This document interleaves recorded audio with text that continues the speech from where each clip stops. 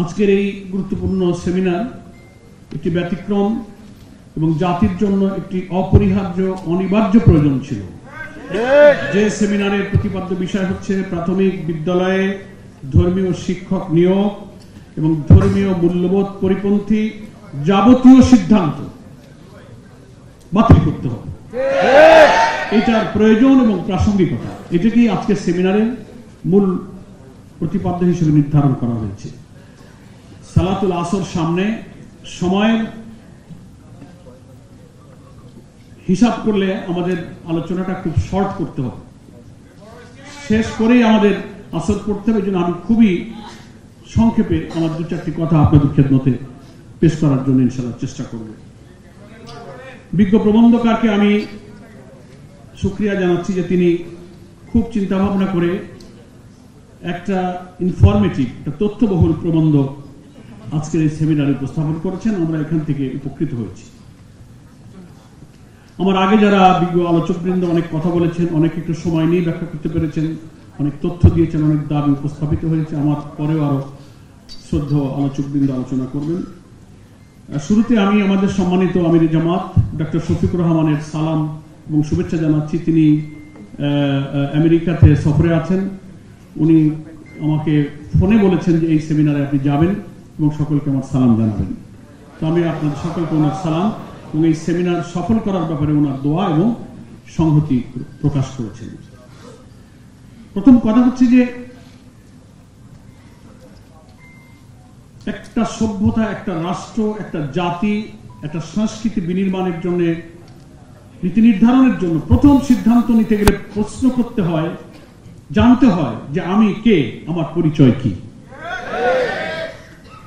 কার জন্য এই নীতি নির্ধারণ করছি। সেই পরিচয় আজকে আমাদের এই প্রিয় জন্মভূমি বাংলাদেশের এই ভূখণ্ডে আমরা যারা বসবাস করি, 90-এর বেশি শতাংশ মানুষ হচ্ছে আমরা মুসলিম। আমরা মুসলিম বলে দাবি করি, আর আমাদের মালিক, আমাদের রব, আমাদের ইলাহ হচ্ছেন মহান আল্লাহ রাব্বুল আলামিন। এই তো আমাদের সবচেয়ে বড় পরিচয়। আর তিনি আমাদের পরিচালনা করার জন্য, হেদায়েতের জন্য সেই মহান সত্তা আল্লাহ পাক, যিনি আমাদেরকে হেদায়েতের জন্য তার প্রিয় নবীকে পাঠিয়েছেন। আউযু বিল্লাহি মিনাশ শাইতানির রাজীম, বিসমিল্লাহির রহমানির রহিম। ওয়াল্লাযী আরসালা রাসূলাহু বিল হুদা ওয়া দীনিল হক লিইয়ুযহিরাহু আলা দ্বীনি কুল্লিহি। উলামায়ে কেরাম এই অর্থ করা প্রয়োজন নেই, সবাই জানেন। আমার আগের আলোচক তিনিও বলেছেন যে প্রিয় নবী মুহাম্মদ মুস্তাফা সাল্লাল্লাহু আলাইহি ওয়াসাল্লামকে আমাদের জাতির হেদায়েতের জন্য, মানব রচিত সমস্ত মতাদর্শের উপরে আল্লাহর দ্বীন, আল্লাহর হেদায়েত, এই ওয়ে অফ লাইফ, এই দ্বীন, এই হুদা, এই দ্বীন হক, এই কোড অফ লাইফ, এই কনস্টিটিউশনকে বিজয়ী করার জন্য, লিইয়ুযহিরাহু আলা দ্বীনি কুল্লি, আর যত আইন, যত মত, যত পলিসি, সবটার উপরে এই দ্বীনকে বিজয়ী করার জন্য প্রিয় নবীকে পাঠানো হয়েছে। তো আমাদের আরেকটা পরিচয়, আমরা সেই প্রিয় নবীর উম্মত, নাকি বলেন? সেই উম্মতে মুহাম্মাদী সাল্লাল্লাহু আলাইহি ওয়াসাল্লাম হিসেবে আমাদের পরিচয়। এখন শিক্ষার ব্যাপারে তাহলে আমাদের প্রিয় নবী নিজেই পরিচয় দিয়ে বলছেন, হাদিসের বর্ণনা উলামায়ে কেরাম সব জানা আছে, সময় কম। আল্লাহ রাসূল সাল্লাল্লাহু আলাইহি ওয়াসাল্লাম নিজে বলছেন যে আমাকে তোমাদের মাঝে শিক্ষক হিসেবে প্রেরণ করা হয়েছে। He is our teacher. আর শিক্ষকের কাজ কি? শিক্ষা দেওয়া। আল্লাহর নবী আবার হাদিস শরীফের মধ্যে শিক্ষার উদ্দেশ্য বলেছেন, শিক্ষার উদ্দেশ্য হচ্ছে মানুষের আখলাককে তৈরি করা, চরিত্রকে তৈরি করা, মোরালিটি, ভ্যালুজ, যেটাকে বলা হচ্ছে মূল্যবোধ সংরক্ষণ। আজকে যে পরিষদ হয়েছে, মানুষের চরিত্রে, জীবনের মধ্যে জন্য একটা চরিত্র, একটা নৈতিকতা, একটা মোরালিটি, একটা ভ্যালুজ সে ধারণ করতে পারে। এটা হচ্ছে শিক্ষার উদ্দেশ্য। অনেক দার্শনিকরা শিক্ষার অনেক ব্যাখ্যা দিয়েছেন। একজন দার্শনিক বলেছেন, education is the harmonious development of body, mind and soul. তিনটা জিনিসের সমন্বিত উন্নয়নকে শিক্ষা বলা হয়েছে: মানুষের দেহ, মানুষের আত্মা এবং মানুষের মন। এবং এই সমন্বিত উন্নয়ন রয়েছে আল্লাহর পক্ষ থেকে নাজিলকৃত কিতাব, প্রিয় নবীর সুন্নাহর ভিত্তিতে। যে শিক্ষা প্রজন্মের আখলাক এবং চরিত্রকে তৈরি করার জন্য বাস্তবায়ন করা যাবে, তার মধ্যেই রয়েছে মানুষের দেহ, মন আর আত্মার সমন্বয়। এখন দাবি করা হচ্ছে যে প্রাথমিক স্কুলের শিক্ষক নিয়োগের প্রশ্নটা আজকে আনতে হলো কেন? কত বড় দুর্ভাগ্য আমি একটা ছোট্ট উদাহরণ দিই। বিশাল ইমারত, আপনি 10 তলা 8 তলা মাল্টি স্টেট বিল্ডিং করবেন, 50 তলা করবেন, তার যে ফাউন্ডেশন, তার যে ভিত্তি, যেটার উপর বিল্ডিং দাঁড়িয়ে থাকে, ওই ইট যদি আমাদের গ্রামে বলে আমা ইট, গুনে ধরা ইট, পচা ইট দিয়ে যদি বহুতল ভবনের ভিত্তি নির্মাণ করেন, আর ওই বিল্ডিং এর উপরে আপনি যত টাইলস বসান, ডিস্টেম্পার করেন, এসি সহ নানান সাজ সরঞ্জাম সাউন্ড সহকার করেন, ফাউন্ডেশন যদি দুর্বল হয়, গুনে ধরা হয়, উই পোকায় খেয়ে যায়, পচা ইট হয়, একদিন ধপাস করে বিল্ডিং পড়ে যাবে। জাতি নামক এই বিল্ডিং, এই সভ্যতা নামক এই বিল্ডিং এর নির্মাণের পেছনে আছে প্রাথমিক বিদ্যালয়ে অধ্যয়নরত 2 কোটি শিশু। এরা হচ্ছে আমাদের ফাউন্ডার, তারাই হচ্ছে আমাদের ফাউন্ডার অফ দি নেশন, এই জাতির এই সভ্যতার ফাউন্ডেশন। এখন সেই ভিত্তিকে নষ্ট করার জন্য আপনি বিজাতীয় শিক্ষা, ওয়েস্টার্ন কালচার, সেকুলারিজম আর নানান কথার নামে আপনি ইনক্লুসিভ বলবেন, রেইনবো বলবেন, প্লুরালিজম বলবেন, ট্রান্সজেন্ডার বলবেন, এই সমস্ত শব্দের মারপ্যাচের আড়ালে মানুষকে যৌনতা শেখাবেন, সমকামিতা শেখাবেন। আল্লাহ যেভাবে যাকে সৃষ্টি করেছেন কৃত্রিম উপায়ে মেডিকেল সার্জারি করে আপনি ট্রান্সজেন্ডারের নামে আর একটা হারাম কবিরা গুনার কাজ করাবেন। এই শিক্ষা দিয়ে ফাউন্ডেশনকে আপনি নষ্ট করবেন। ইউ হ্যাভ নো রাইট, আপনার কোনো অধিকার নেই।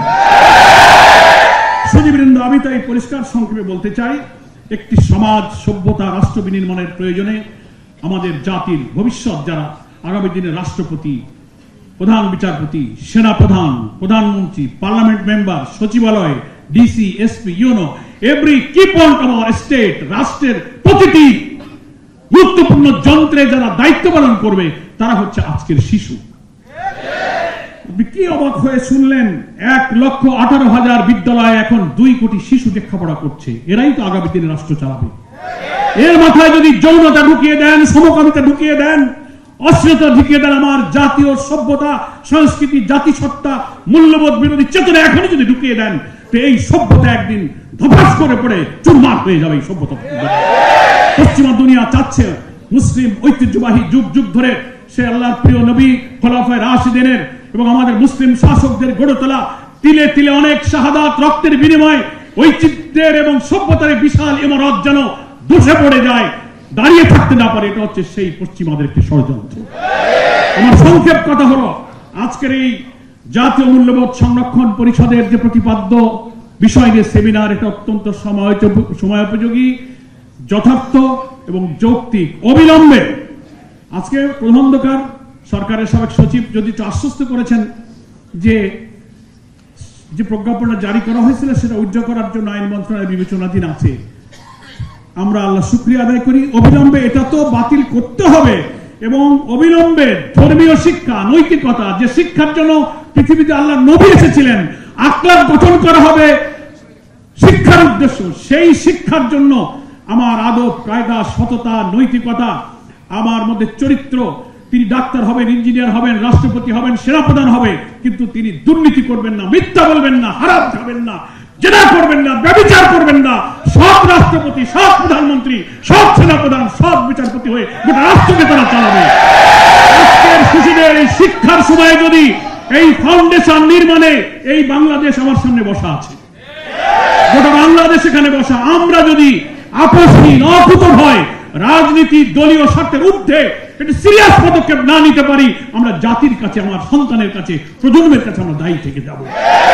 আমি আজকের এই উদ্যোক্তাদেরকে ধন্যবাদ জানিয়ে বাংলাদেশ জামাত ইসলামের পক্ষ থেকে এই আন্দোলনে সর্বাত্মক সহযোগিতার অঙ্গীকার ব্যক্ত করে আমার বক্তব্য শেষ করছি। আল্লাহ হাফেজ। বাংলাদেশ জিন্দাবাদ।